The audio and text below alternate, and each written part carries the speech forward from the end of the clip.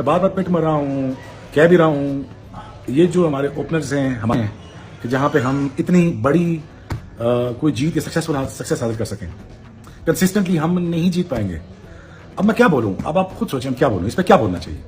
यही बोलूंगा ना यार कि Pakistan has a bad captain, no doubt about it, flaw in captaincy, major flaw in management at the same time. अब आप ये एक्सपेक्ट करते हैं मैं आपको बैक करें, बैक जरूर करूंगा यार, लेकिन आप किस किस्म क्रिकेट खेलने जा रहे हैं? इस तरह नहीं हो सकता मुंह उठाया आप चले गए वहां पे और आपके लिए वो सेरे लेके खड़े होंगे कि आपको मैच सब पकड़ा देंगे। यार आप क्रिकेट डिटीरिएट कर रही है और मैनेजमेंट से लेके पीसीबी चेयरमैन तक सारे ही सारे नील बटा नील बैठे हुए हैं। अकल ही नहीं है किसको सेलेक्ट करना, किसको लेके जाना। खिलाने हमें चार एक हफ्ता आपको टाइम मिला, अब क्या करते रहे?